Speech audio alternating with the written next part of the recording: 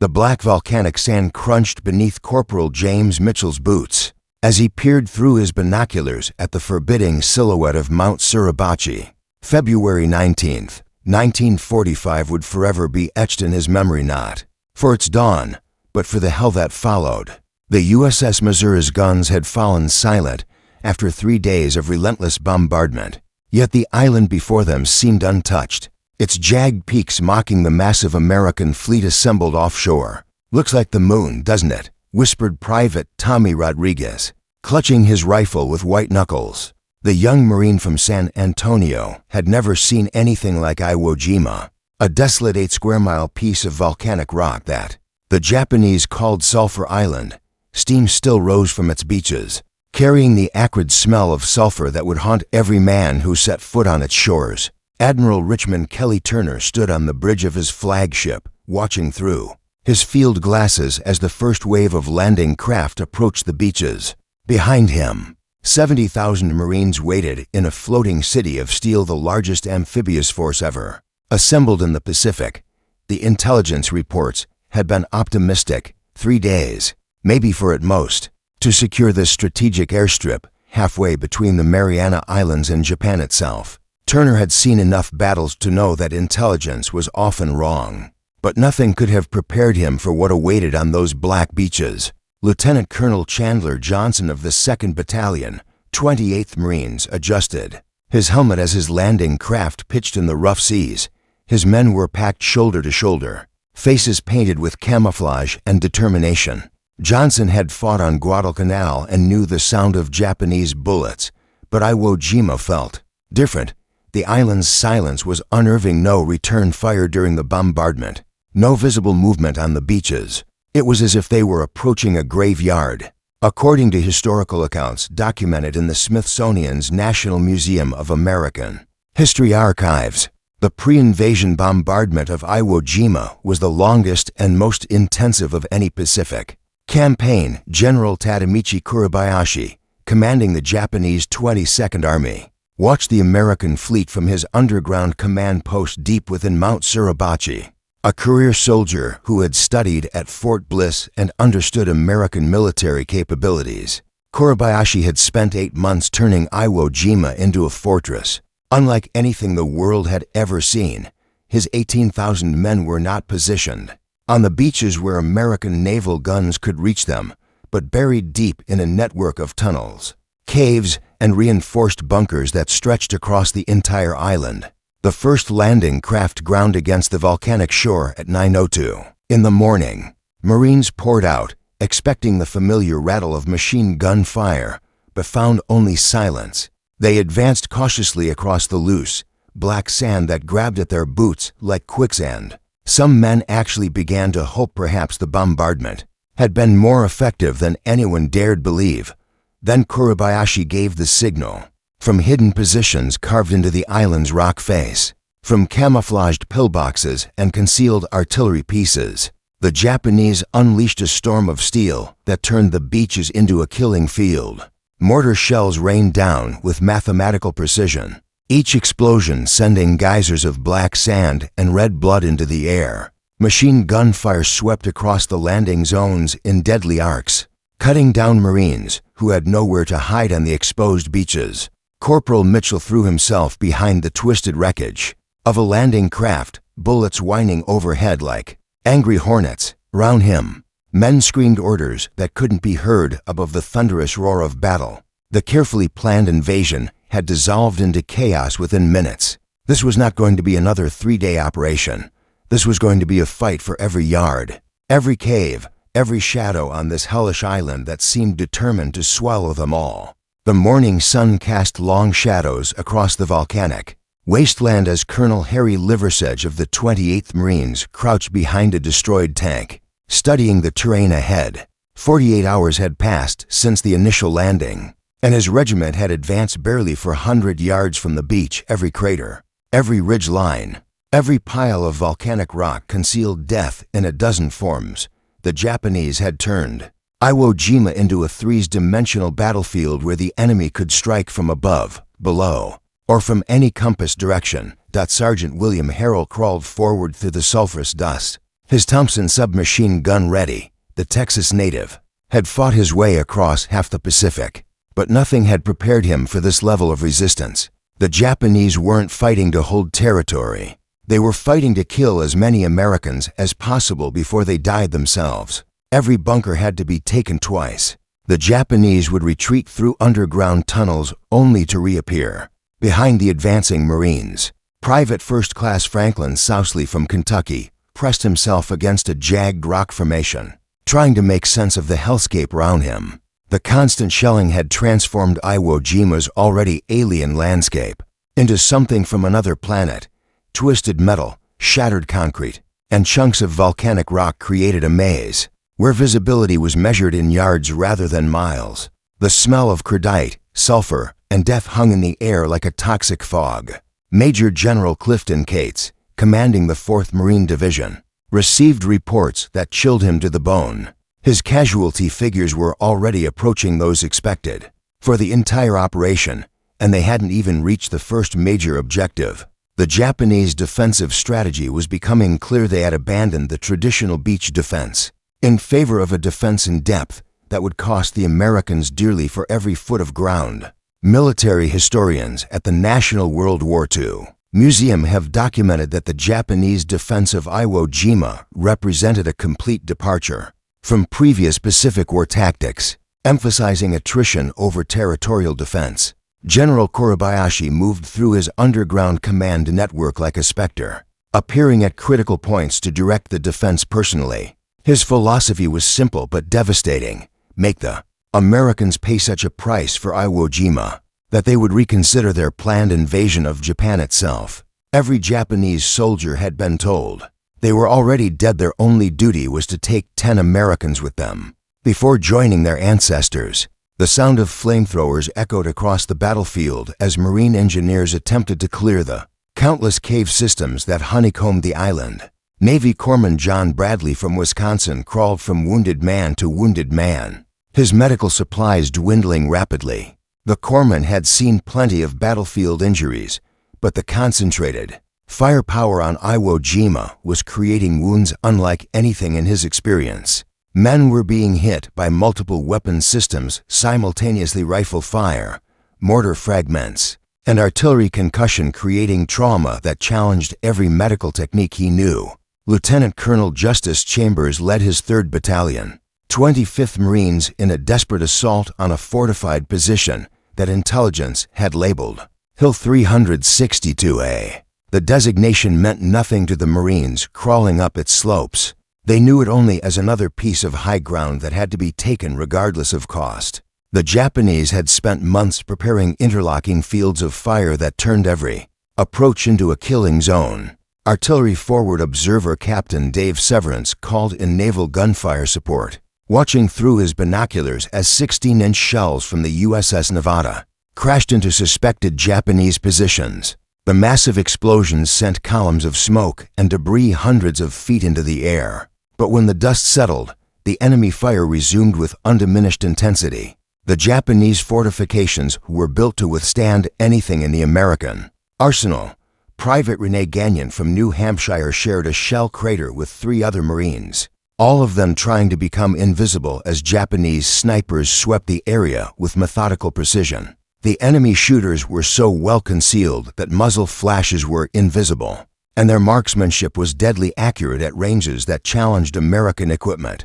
Every movement drew fire, every attempt to advance cost lives. As the second day dissolved into a nightmare of smoke, blood, and volcanic dust, it became clear that Iwo Jima would not fall quickly. The Japanese had created a defensive masterpiece that would require the Americans to pay for every cave, every tunnel, every square yard of this sulfur-stained rock with the blood of their finest young men. The battle for 8 square miles had become a descent into a specially crafted version of hell. Dawn on February 21st brought no relief to the Marines huddled in their shallow foxholes. Carved from volcanic rock, the imposing bulk of Mount Suribachi loomed over the southern beaches like a malevolent giant, its slopes bristling with hidden gun positions that commanded every approach. Colonel Harry Liversedge studied the 550-foot peak through his field glasses, knowing that his 28th Marines would have to take this fortress before the main assault could continue northward. Corporal Harlan Block from Texas led his squad through a landscape that defied imagination. The constant artillery bombardment had created a moonscape of interlocking craters, filled with the detritus of war-shattered weapons, torn equipment, and the remains of men who had advanced too boldly. The Japanese had turned Mount Suribachi into a fortress within a fortress, with over 1,000 defenders occupying positions that had been under construction since June 1944. Private Ira Hayes, a Pima Indian from Arizona, moved cautiously through the maze of defensive positions surrounding the mountain's base. The 22-year-old paratrooper had volunteered for this mission. Knowing its importance, Mount Suribachi's observation posts were directing artillery fire across the entire southern half of the island until those positions were eliminated. Every American movement would be observed and targeted with deadly precision. The Japanese defenders were commanded by Colonel Kanehiko Atsuchi, a veteran of campaigns in China and the Philippines who had spent months preparing his positions. His men occupied a three-dimensional fortress that extended deep into the mountain's interior, connected by tunnels that allowed rapid reinforcement of threatened positions. Atsuchi had personally sighted every gun position to create overlapping fields of fire that would exact a terrible price from any attacking force. Contemporary reports from war correspondents, including Robert Sherrod's dispatches published in Time magazine, described Mount Suribachi as a fortress that seemed carved from solid rock by a malevolent god of war. Lieutenant Colonel Chandler Johnson gathered his battalion commanders for a final briefing before the assault. The intelligence maps showed a bewildering array of defensive positions: pillboxes carved from solid rock, mortar pits concealed beneath camouflaged covers, and machine gun nests positioned to sweep every possible approach route. Johnson's men would have to fight their way up slopes that offered no cover, while under observation from positions they couldn't see. Navy Corpsman John Bradley prepared his medical supplies, knowing that the casualties would be catastrophic. The approaches to Mount Suribachi were already littered with the wreckage of previous attempts, destroyed tanks, abandoned equipment, and the bodies of Marines who had gotten too close to the hidden defenders. Bradley had treated hundreds of wounded men since the landing, but the concentration of firepower around Suribachi promised to test his skills and supplies to their limits. The assault began at dawn with a thunderous artillery barrage that seemed to shake the earth itself. Shells from destroyers offshore crashed into the mountain's slopes, sending geysers of rock and smoke hundreds of feet into the air. When the barrage lifted, the Marines advanced across terrain that looked like the surface of an alien world, a nightmare landscape of jagged rock formations and smoking craters that offered no sanctuary from the defenders above. Sergeant Michael Strank from Pennsylvania led his men through a gully that provided minimal concealment from the observation posts above. The Czech immigrant, who had enlisted to fight fascism, found himself in the most desperate battle of his life, advancing yard by yard against defenders who seemed to materialize from the solid rock itself. Every cave entrance had to be cleared individually, often requiring flamethrowers or demolition charges to eliminate defenders who fought to their last breath. Private Franklin Sousley worked his way around a massive boulder, only to find himself face to face with a Japanese machine gun position carved into the rock face itself. The Kentucky farm boy had seconds to react before the position could traverse its weapon to engage him. His rifle shot echoed across the slope, but returned fire from a dozen concealed positions. Immediately began searching for his location. As the day progressed, it became clear that Mount Suribachi would not fall easily. The Japanese defensive positions were so well constructed and concealed that American forces were taking casualties from directions they couldn't identify. The mountain had become a killing ground where every step forward cost blood, and where the defenders could strike from positions that seemed carved from the solid rock itself. The fight for Suribachi had become a battle between American determination and Japanese engineering genius, played out on slopes that ran red with the blood of both nations' finest young men. The morning of February 23rd dawned gray and cold, with a bitter wind whipping across the volcanic slopes of Mount Suribachi. After 4 days of relentless fighting, Lieutenant Colonel Chandler Johnson's 28th Marines had finally reached the base of the mountain itself. The price had been devastating, nearly 800 casualties to advance less than a mile through the most concentrated defensive positions any of them had ever encountered. Sergeant Michael Strank gathered his squad around a captured Japanese position, studying the steep slopes above them. The Czech immigrant, who had become one of the Marine Corps' most respected non-commissioned officers, knew that today would determine whether Mount Suribachi fell or continued to dominate the southern beaches with its deadly observation posts. His men Harlan Block, Franklin Sousley, Ira Hayes, and Rene Gagnon represented the best of American fighting men, but they were about to face their greatest test. Colonel Kanehiko Atsuchi retreated deeper into his mountain fortress as American forces tightened their grip around Suribachi's base. The Japanese commander had fought brilliantly, extracting maximum casualties from every defensive position, but his ammunition was running low and his communication lines to the main Japanese force had been severed. He gathered his remaining men for what he knew would be their final battle. They would die on this mountain, but they would take as many Americans with them as possible. Private First Class James Michels from Wisconsin led a patrol up the northern face of Suribachi, his flamethrower ready for the cave systems that honeycombed the mountain's interior. The 20-year-old farm boy had learned to fight in the Pacific Island campaigns, but Iwo Jima had tested every skill and pushed him beyond limits he didn't know existed. Every cave entrance was a potential death trap every shadow could conceal, a sniper or a booby trap left by retreating defenders. According to official Marine Corps historical records maintained at Quantico, the assault on Mount Suribachi required the use of innovative tactics combining flamethrowers, demolition charges, and close air support to reduce the fortified positions. Lieutenant Harold Schreier received orders that would make him part of history. Colonel Johnson handed him a small American flag and told him to take a patrol to Suribachi's summit. If they could reach the top and plant that flag, it would signal to every American on the island that the mountain fortress had finally fallen. Schreier chose 40 men from his company, knowing that most of them might not survive the climb to the summit. Navy Corpsman John Bradley prepared for what he knew would be the bloodiest day yet. The approaches to Suribachi's summit were exposed to fire from positions that were still operational, and wounded men would have to be evacuated down slopes that offered no protection from enemy snipers. Bradley had already treated hundreds of casualties, but his supplies were running dangerously low, and his exhaustion was beginning to affect his judgment. The final assault began with a coordinated attack from 3 directions.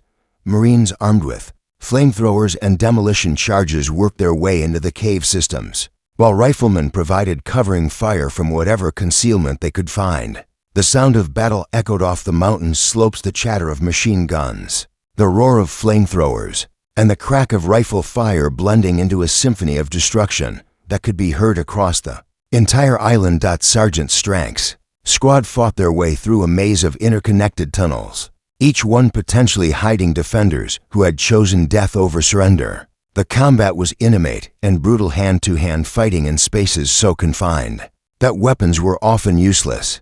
American determination met Japanese fanaticism in a struggle that tested the limits of human endurance and courage. At 10:20 in the morning, Lieutenant Schreier's patrol reached the summit of Mount Suribachi. The mountain top was a lunar landscape of shell craters and destroyed Japanese positions, littered with the debris of 4 days of continuous combat. Schreier found a piece of Japanese pipe and lashed the American flag to it, then planted it in the volcanic soil while his men provided security against any remaining defenders. The sight of that flag flying from Suribachi's summit sent a cheer across the American lines that could be heard over the sound of battle. Ships offshore sounded their horns, and Marines throughout the invasion force paused in their fighting to witness this moment of triumph.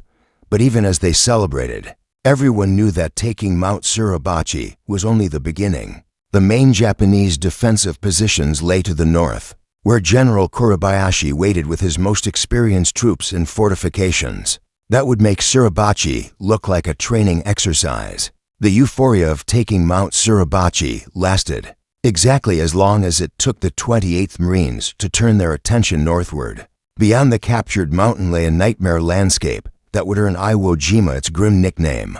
As the graveyard of the Pacific, General Tadamichi Suribachi had positioned his main defensive line across the island's most rugged terrain, creating a killing ground that would test American resolve to its absolute limits.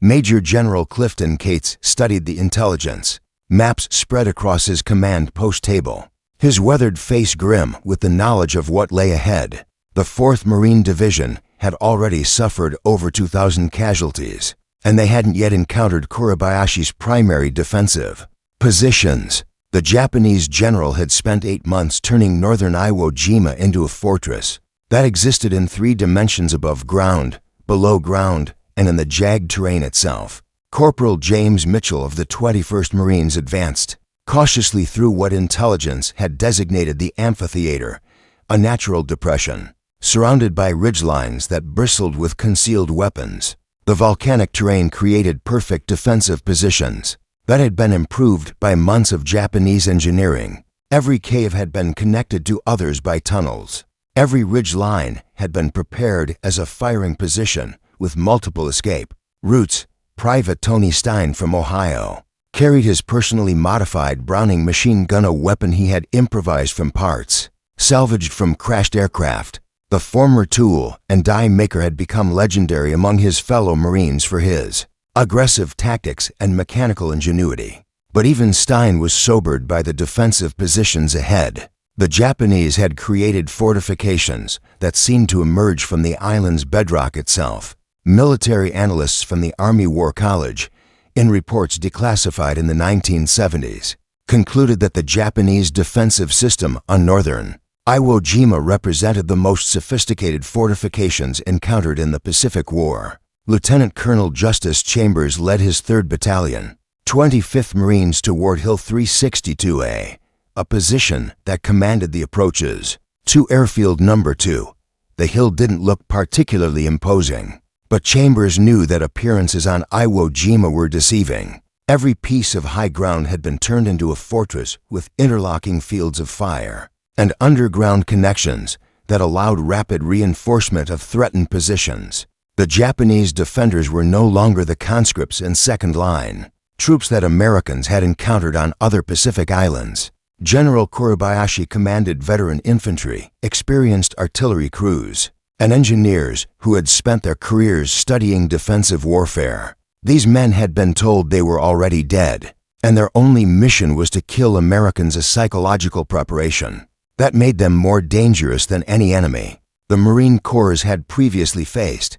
Pharmacist's mate 2nd Class George Wallen from Utah moved from casualty to casualty across terrain that offered no protection from enemy fire. The Navy corpsman had already been wounded twice, but refused evacuation, knowing that his medical skills were desperately needed. The concentrated firepower in northern Iwo Jima was creating wounds that challenged every technique he had learned, and his medical supplies were running critically low. The advance northward became a yard-by-yard struggle against an enemy who seemed to appear and disappear like ghosts.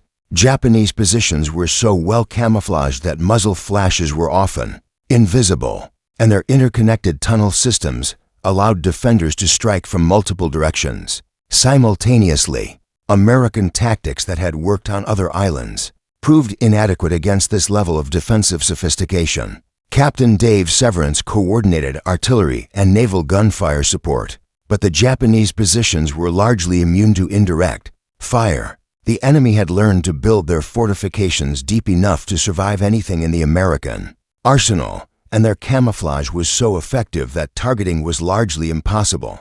American forces found themselves fighting an enemy they couldn't see against positions they couldn't destroy with conventional weapons. Staff Sergeant William Harrell led his squad through a maze of defensive positions that seemed designed by a military engineer with an unlimited budget and 8 months to work. Every approach was covered by interlocking fields of fire. Every piece of cover concealed a potential firing position. The Texas Marine who had fought across the Pacific found himself in the most challenging battle of his career, a fight against an enemy who had turned the island itself into a weapon. As the fifth day of fighting dissolved into another night of horror, American casualties mounted at a rate that shocked even veteran commanders. The Japanese defensive system was extracting a price that threatened to exceed anything previously seen in the Pacific War. Northern Iwo Jima had become a graveyard where American courage met Japanese engineering in a battle that would determine not just the fate of 8 square miles of volcanic rock, but potentially the entire Pacific War itself. By the first week of March, Iwo Jima had earned a new and terrible nickname among the Marines. Fighting there, the meat grinder, the American advance had slowed to a crawl measured in yards per day, with each foot of ground costing casualties that horrified even veteran commanders. The Japanese defensive positions in northern Iwo Jima had proven so effective that traditional American tactics were failing, forcing desperate innovations in combat techniques that would influence military doctrine for decades to come. Colonel Harry Liversedge coordinated the assault on what intelligence designated as Turkey Knob, a rocky outcropping that anchored the Japanese defensive line. The position didn't look particularly significant on the maps, but it commanded approaches to Airfield No. 2 and had been fortified by months of Japanese engineering. Every previous attempt to take Turkey Knob had failed with catastrophic casualties, but the position had to be eliminated before the advance could continue. Private First Class Jack Lucas from North Carolina clutched his rifle as his squad prepared for another assault on positions that had already repulsed a dozen attacks. The 17-year-old Marine had lied about his age to enlist and fight in the Pacific, but Iwo Jima was testing his courage in ways he had never imagined.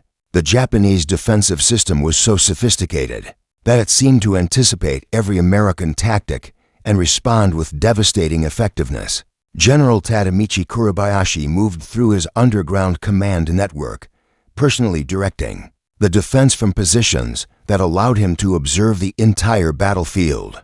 The Japanese commander had created something unprecedented in military history, a defensive system that existed in 3 dimensions and could survive anything the Americans could throw at it. His 18,000 men were fighting from positions that had been 8 months in the making, and every cave had been prepared as a tomb for both defenders and attackers, according to research conducted by the Naval Historical Center and published in their official battle analysis. The Japanese defensive innovations on Iwo Jima influenced American military thinking about fortified positions for the remainder of the 20th century. Corpsman John Bradley worked desperately to save Marines whose injuries defied conventional treatment. The concentrated firepower on northern Iwo Jima was creating wounds that combined multiple trauma types, rifle bullets, mortar fragments, and artillery concussion hitting individual Marines simultaneously. Bradley's medical supplies had been exhausted days ago, and he was improvising treatments using materials salvaged from destroyed equipment and captured Japanese supplies. The sound of flamethrowers had become the soundtrack of the American advance, as Marine engineers attempted to clear cave systems that seemed to extend infinitely into the island's volcanic interior. But the Japanese had learned to counter this tactic as well. Many caves had multiple entrances connected by tunnels that allowed defenders to escape and reoccupy positions after American forces had moved on. Lieutenant Colonel Chandler Johnson studied casualty reports that chilled him to the bone.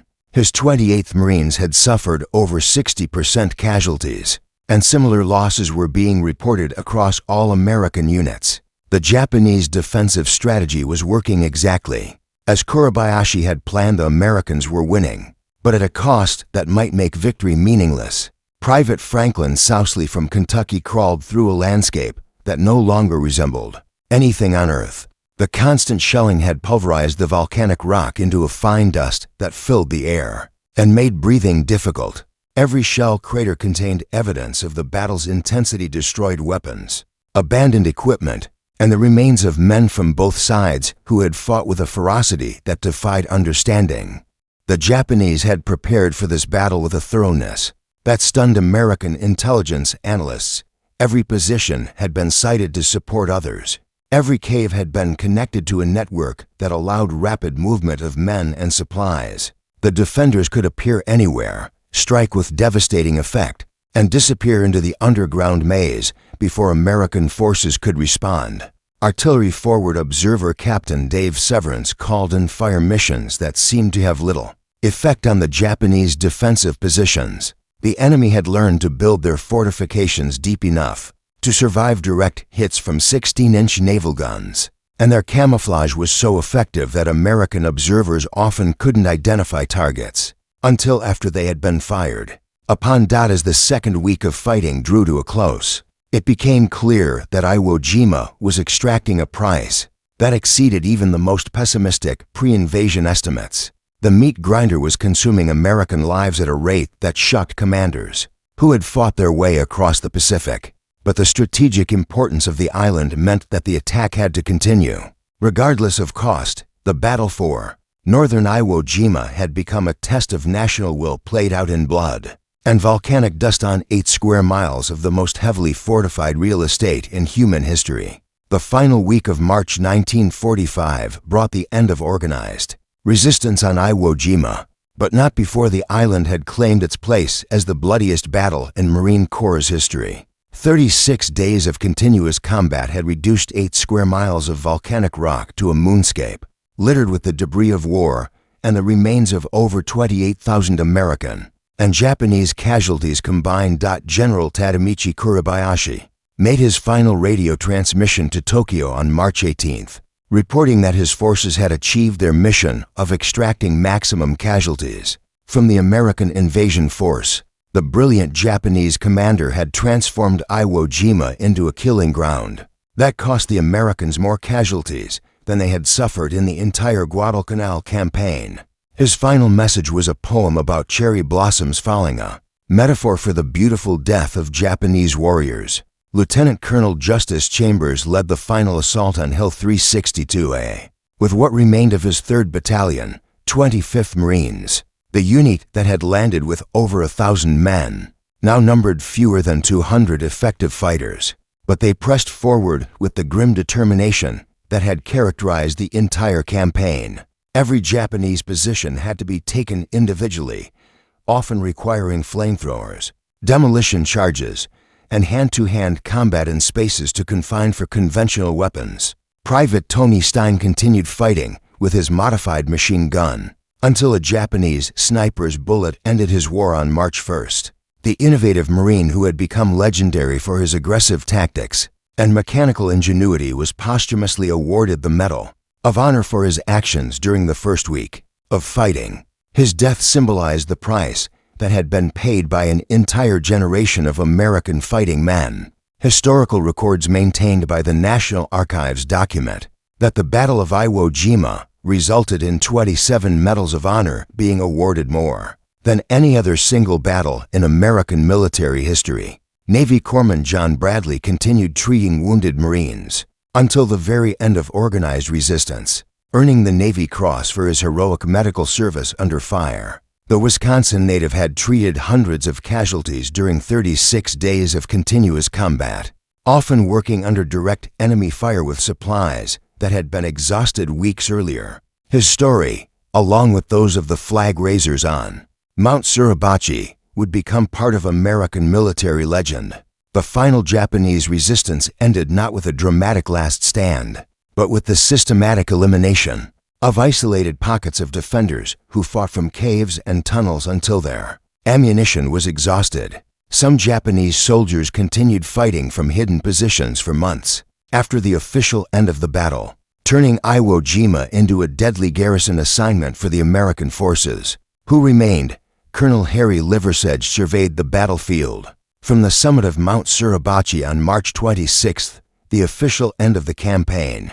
The veteran Marine officer who had led the 28th Marines through some of the war's most difficult fighting was sobered by the cost of victory. His regiment had suffered over 70% casualties, losses that would take months to replace and years to forget.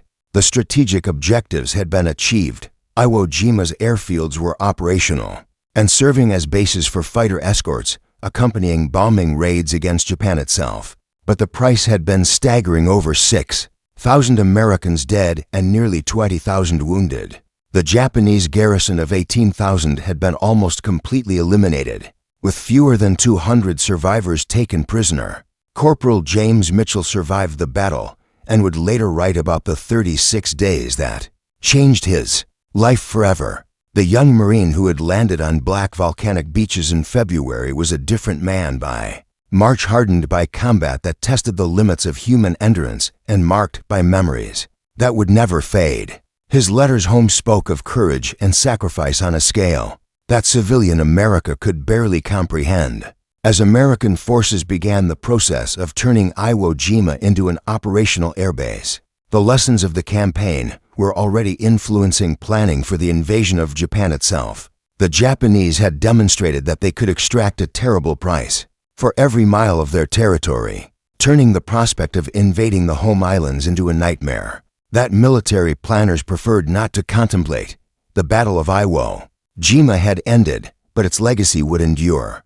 The image of Marines raising the American flag on Mount Suribachi became one of the most famous photographs in military history, symbolizing American determination in the face of seemingly impossible odds. But for those who survived the 36 days of hell on 8 square miles of volcanic rock, the true meaning of Iwo Jima was simpler and more profound. It was the place where 70,000 young men had proven that courage and sacrifice could overcome any obstacle, no matter how terrible the price.